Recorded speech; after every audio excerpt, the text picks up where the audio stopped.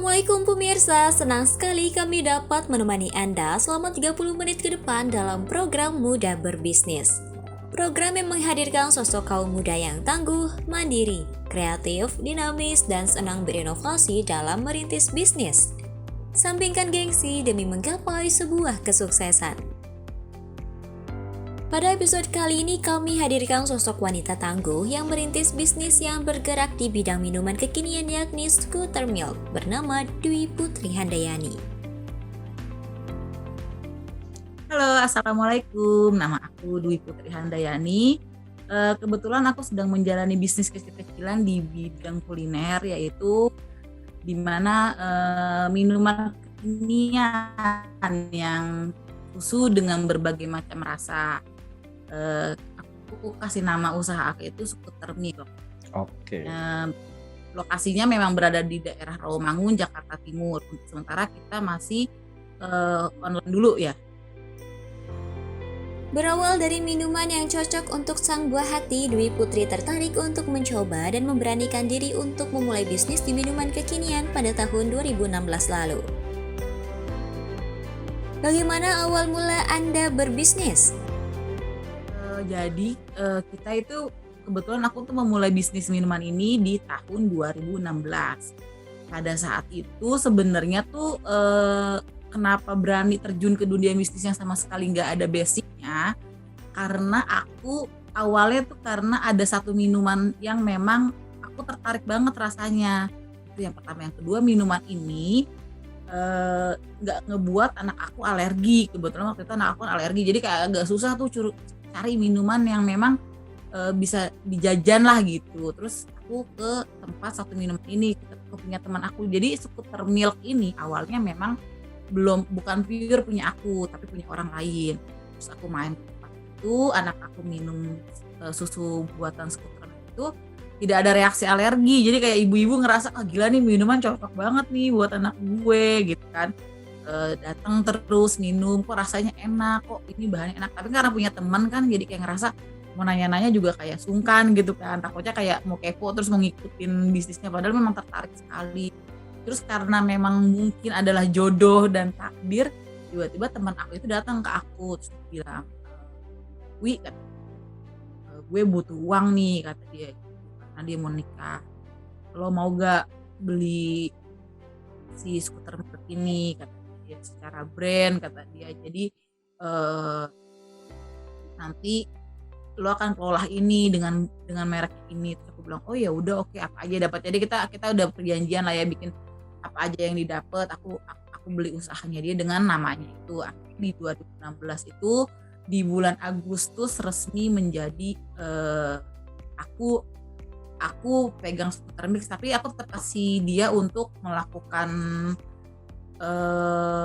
kepemilikan juga. Jadi dia boleh pakai brand itulah gitu, asal karena kan kita jatuhnya berdua kan. Nah, setelah itu tuh di bulan Agustus, di 2016 Agustus itu berani banget tuh untuk menghandle itu sih usaha Scooter Milk itu berserta gerobak, dan kita bilangnya si putih lah gitu, gerobak itu untuk pertama kali dihandle sama aku tuh. Jadi di tahun 2016 itulah mulai aku memberanikan diri untuk menjalani bisnis yang sama sekali nggak ada basicnya di dunia itu gitu. Jadi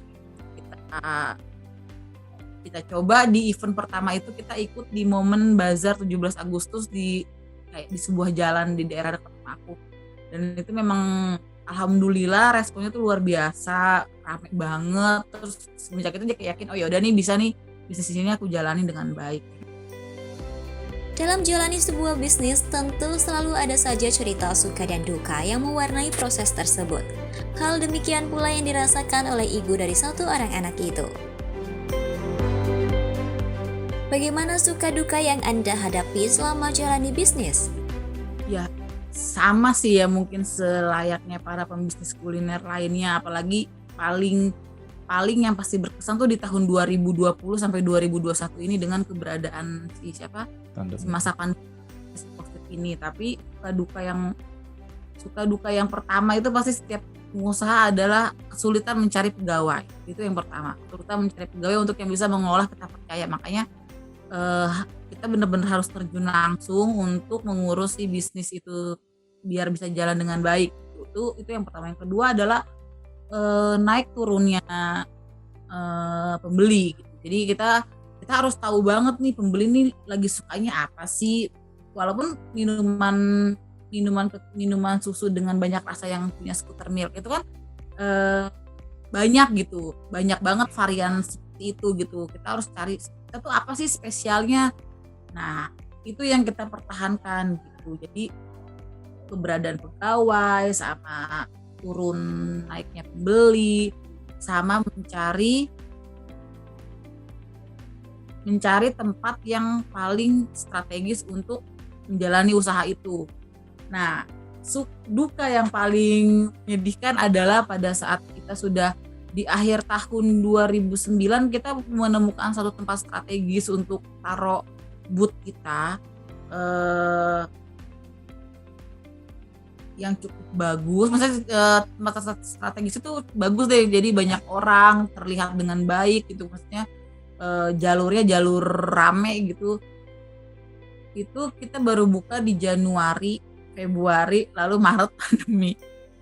Jadi setelah itu kita juga bingung terus sempat bertahan deh, kita coba deh, tapi emang benar-benar sepi gitu. Sampai akhirnya kita memutuskan untuk mulai menjalankan bisnis ini dengan cara online, pesanan online lewat status WA, lewat postingan Instagram. Itu salah satu yang bikin naik turun si Scooter Milk ini dalam dunia kulinernya gitu. Karena jujur ngaruh banget sih masa pandemi ini sih. Meski pandemi menerpa bisnis minuman kekinian yang tengah dijalaninya, tak lantas membuat dirinya menyerah. Berbagai upaya pun dilakukan, yakni tetap menjalani bisnis tersebut serta bersyukur. Seberapa besar dampak pandemi terhadap bisnis yang Anda jalani? Ya, jadi kalau seandainya dari pemasukannya, karena kita dulu adalah sistem berjualannya adalah offline, langsung gitu kan, dengan buka booth, dengan buka booth, terus kita ada pegawai, terus kita ada langsung berinteraksi dengan pembeli, itu kan akan beda sekali sama kita berdagang secara offline-nya. Jadi tuh turunnya tuh sampai 70%.